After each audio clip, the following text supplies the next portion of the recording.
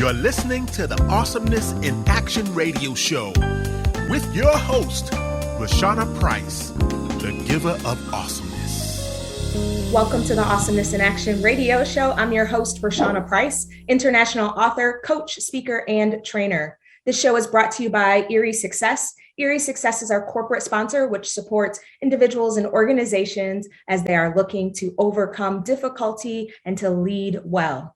Additionally, we are sponsored by Ilika Follett, who is known as the Keto Mommy Makeover. You can learn more about Ilika by going to lifehealthnow.com. That's lifehealthnow.com. On today's show, we have with us Reggie Key. He is the co-founder and chief creative officer at Ink Well Spoken. And so, Reggie, welcome to the show. Well, thank you. Thanks. It's good to be here. Yes, I'm so glad that you are here. I know a little bit about you, but please introduce yourself to our listeners. So I am, as you stated, I have a company called Ink Well Spoken that I founded with my wife. It is the secular side of our actual ministry, which is called Forti Ministries, which deals with the power of words and releasing that into the community to encourage and just bring people to their best capacity, as we are both ministers of the gospel of Jesus Christ. Forti Ministries actually came first, but when I began to be led into the public schools and into public forums, knowing that, there's this separation of church and state, my wife actually came up with the title Ink Well Spoken. She was like, this needs to be the flip side of the other coin, so that she can take it into her corporate job, so that I can go into public schools and we can really do the work that God has given us to do, which is all about empowering others with our words. Our phraseology is speaking life to unlock the power of God within you, or for the Ink Well Spoken side, empowering. Now I'm blanking out on it, but you get the idea. It's just this idea that our words have power, and we want to infuse them and impart them into others so that they feel empowered too. Absolutely, because that empowerment is what then breeds forth the gifts, the talents, what I like to call awesomeness.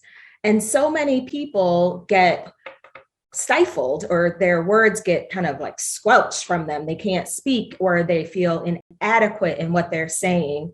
So how do you bring that forth? How do you help people really bring forth their words?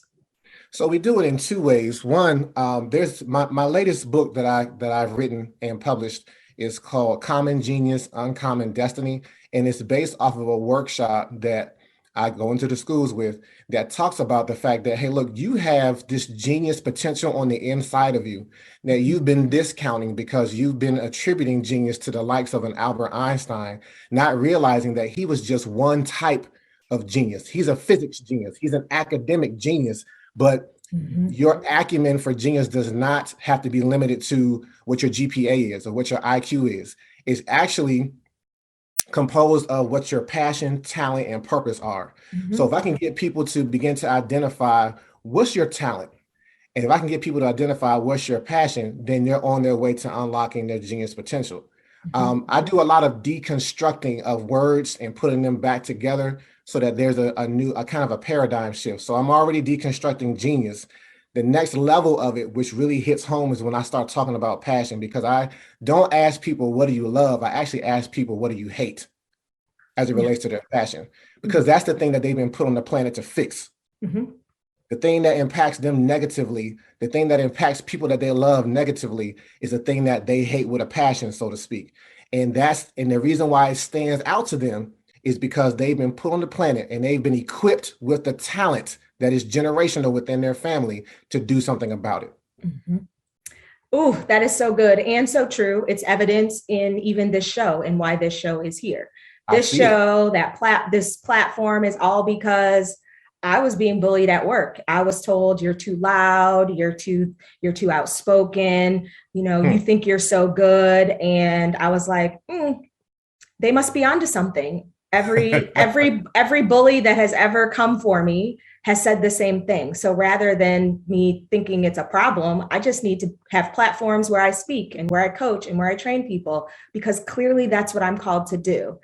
You're a believer, and we can talk about the word. So the example I always use is around Jesus when he is on the road to Damascus and he encounters these demon possessed men. And before Jesus can even tell them who he is, they are saying to him who he is and the power that he has.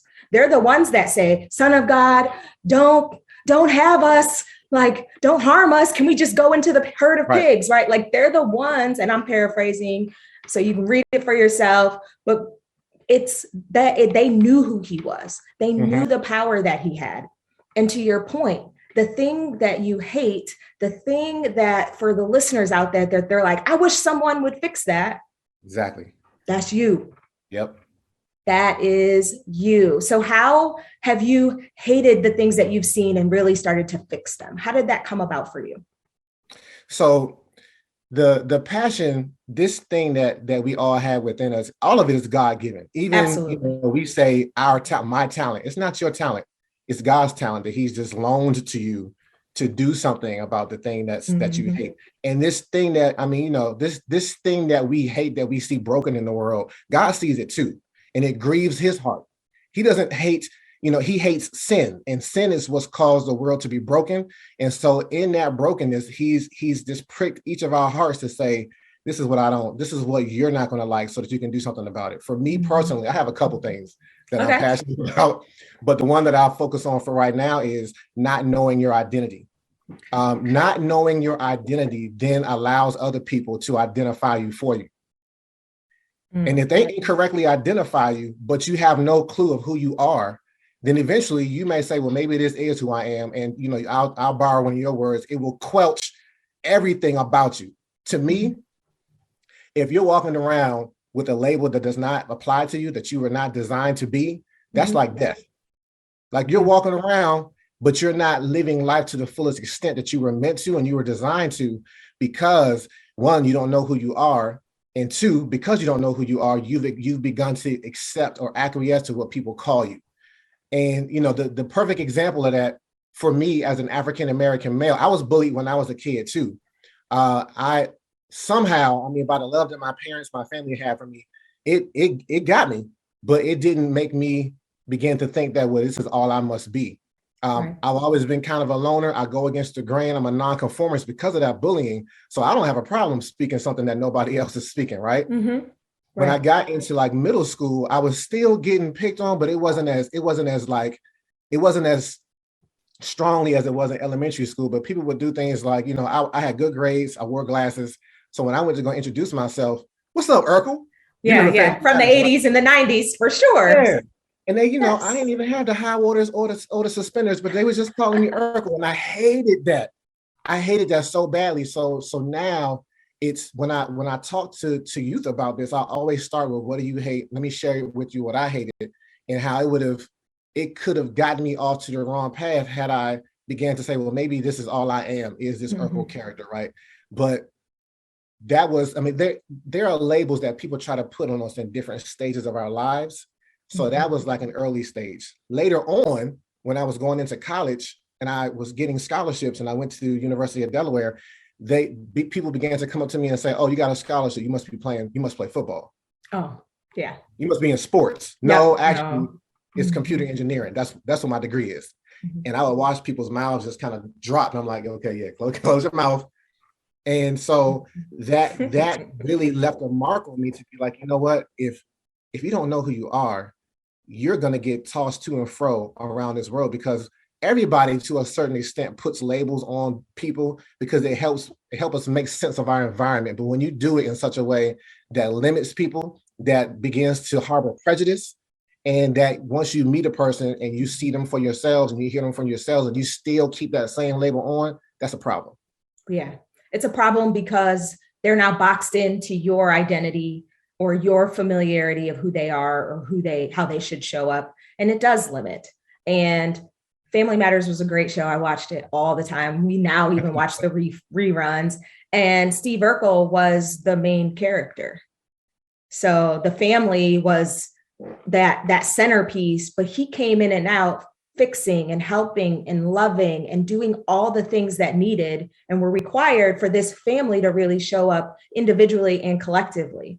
So the power that is in even the name of a thing, and for you to then show your Urkel talent in engineering, in a discipline that does not have a lot of Black males, African-American males that persist through not only the schooling and the education, but also then going out in industry and letting their voices and their faces be heard.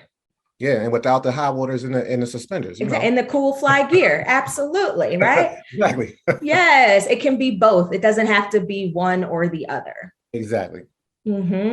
So staying kind of with that topic of because I'm curious, because not only is Ink Well Spoken on that, I'll say corporate, secular side, there's also this ministry, that is rooted in the gospel of Jesus Christ.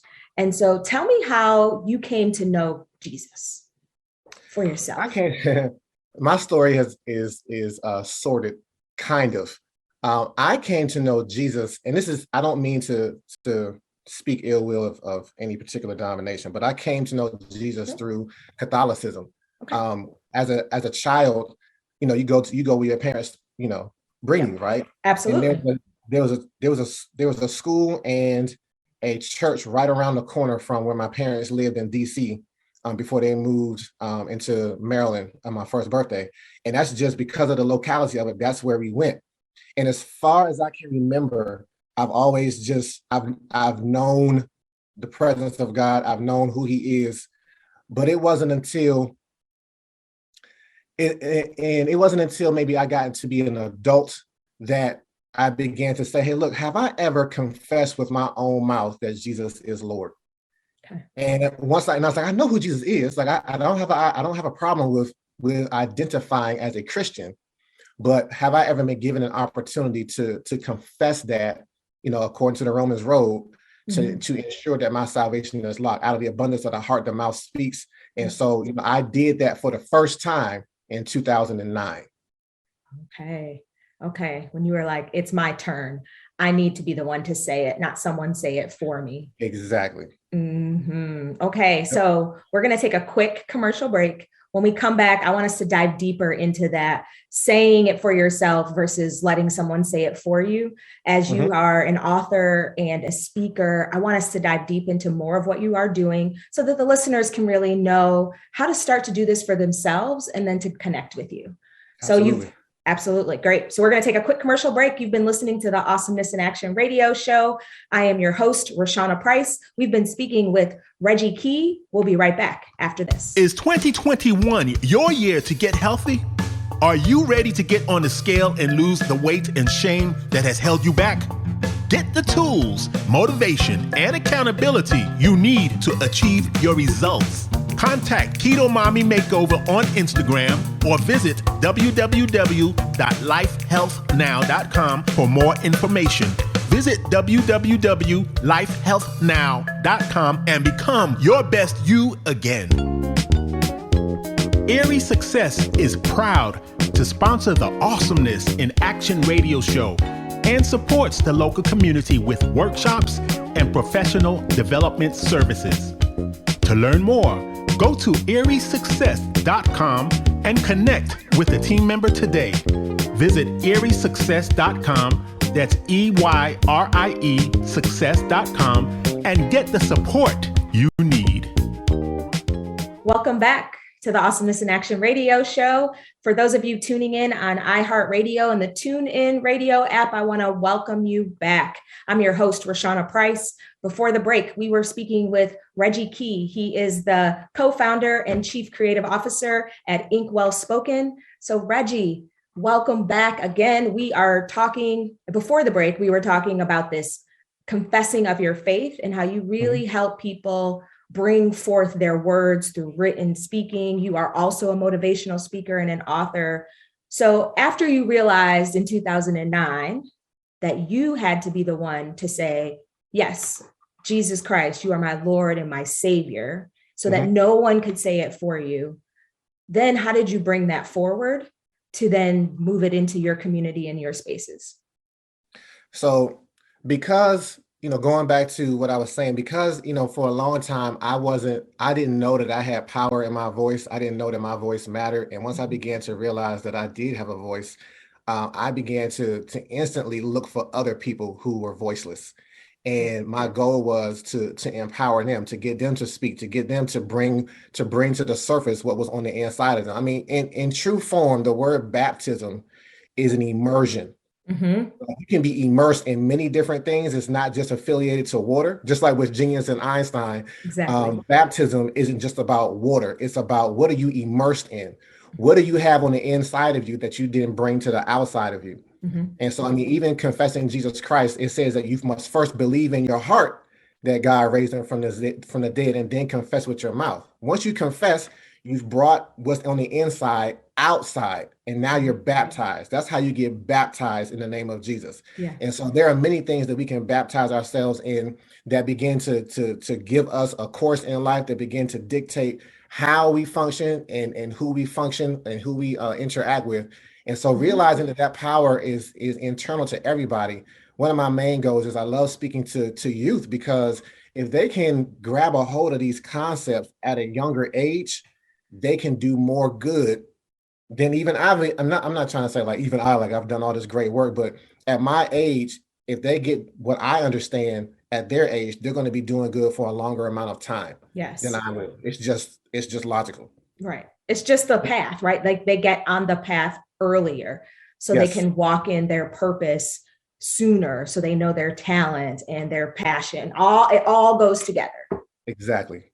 Yeah, that's a good way to think about it. So when you're talking to students, when you're in schools and you're having these conversations and they're struggling, because sometimes there's a struggle of a belief like me, you want me, or I'm only 14, 15, 13, whatever the age is. How do you bring the only or the just into a powerful action that they can then go, yeah, that's me? So I bring it in by focusing on the thing that they hate. Because, teenagers love to tell you what they don't like. And so I dive right into that. That's like my second question that I asked them with the proper context. Like, look, don't tell me a person. Don't be like her. I've been waiting to get this out. I'm right. Like, Right. Give me a thing that you hate, because that then opens up the dialogue, and they start to get curious. Like, what is this guy talking about? I'll give you a perfect example. Please. So I had some boys that I would visit every Friday for a year at this school. And they were in 3rd, 4th, and 5th grade, about 9 to 10 boys, all in the same class. This class was an IEP, individual education. They were all on IEP plans, individual education, or what we would have called special ed back in the day. Yeah. So they already have these negative labels being put on them, right? There are some actions that they have, which I could spend a whole different segment talking about why they're in this school system and being labeled and marginalized this way. But when I asked them what they hated, they were like, we hate school, Mr. Key, now what? They thought they had thrown me a curveball. And I'm like, I'm glad you said that, because if you hate school, but you're meant to fix the thing that you hate, you're all future educators.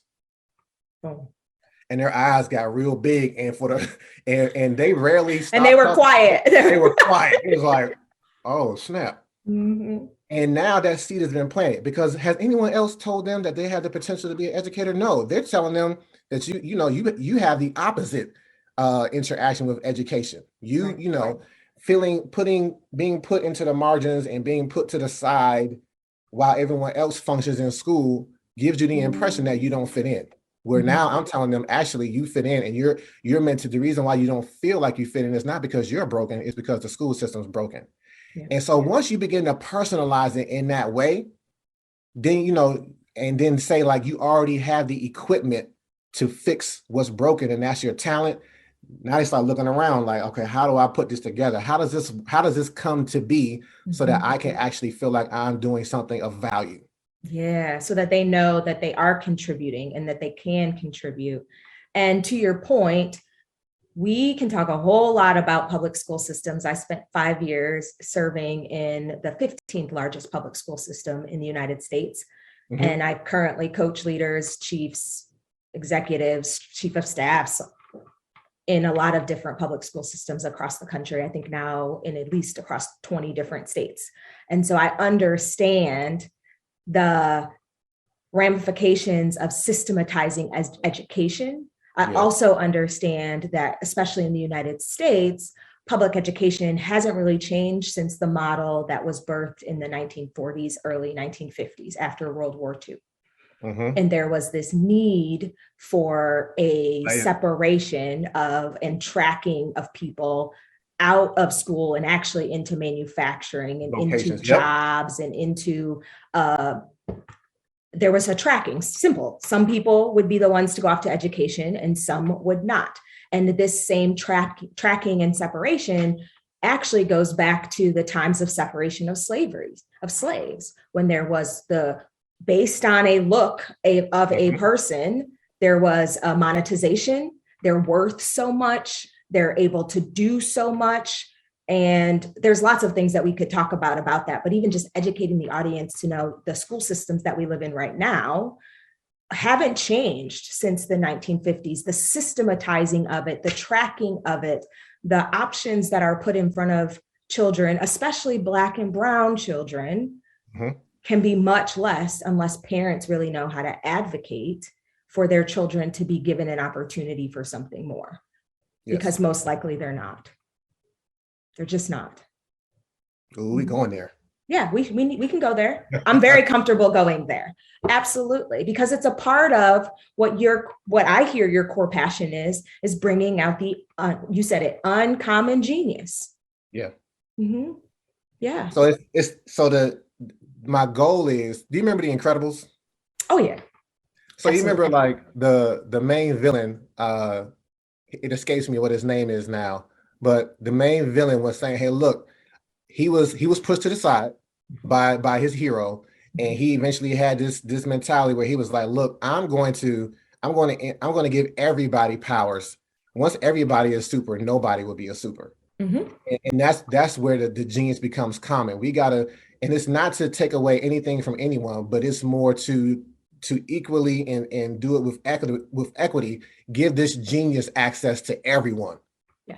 And say, hey, look, you have your own unique brand that the world needs, actually, that your neighborhood needs, that your school needs, that your industry needs to improve it.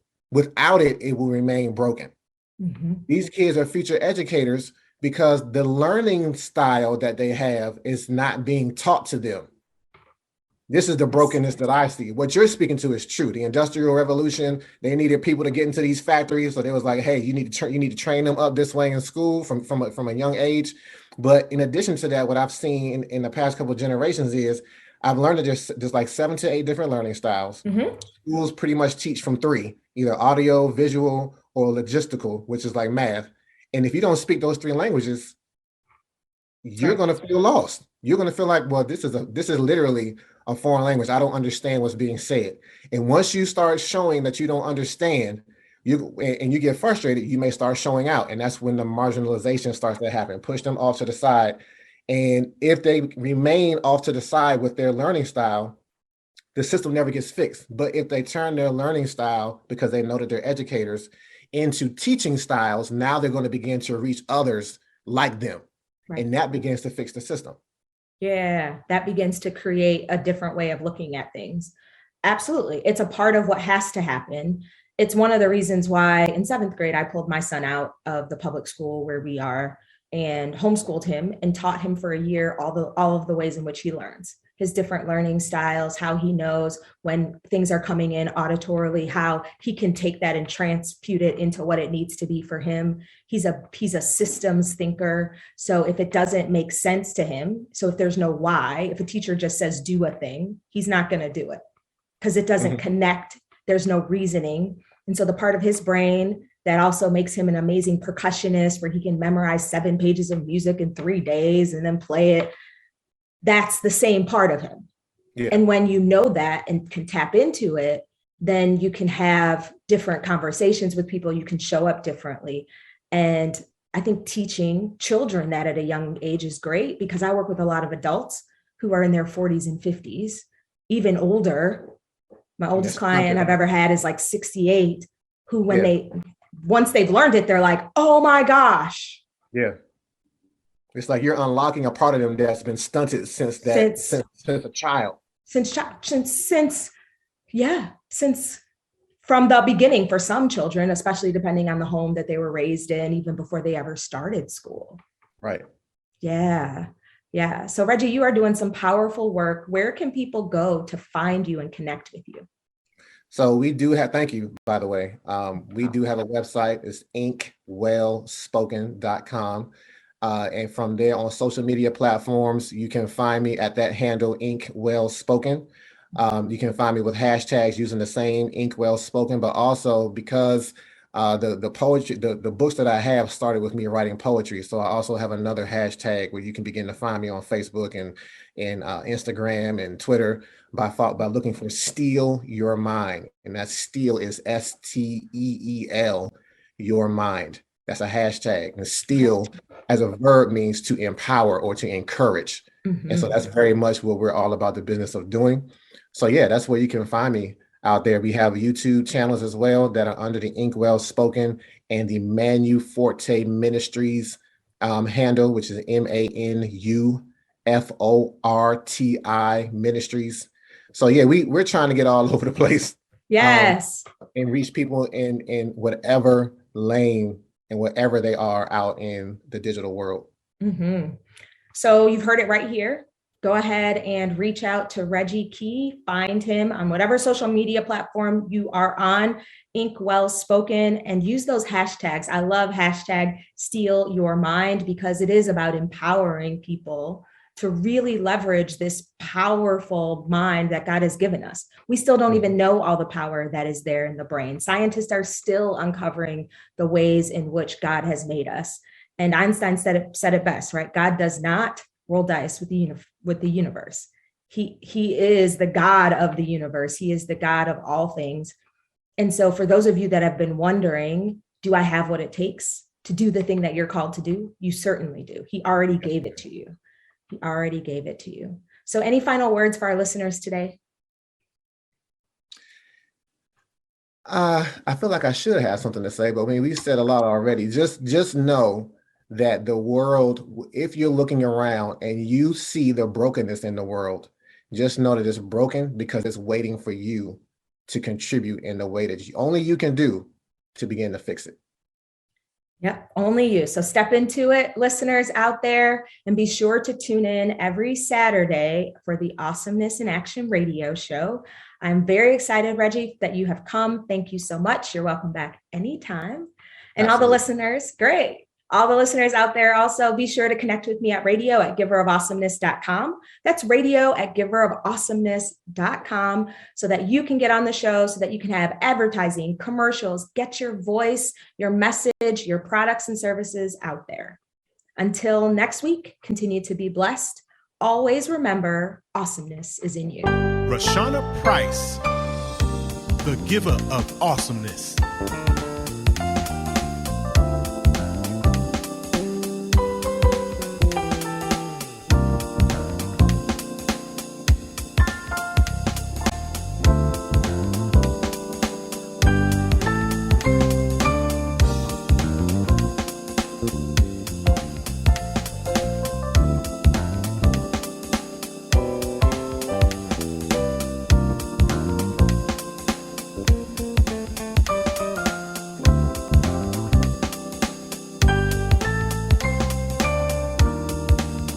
Awesomeness is in you.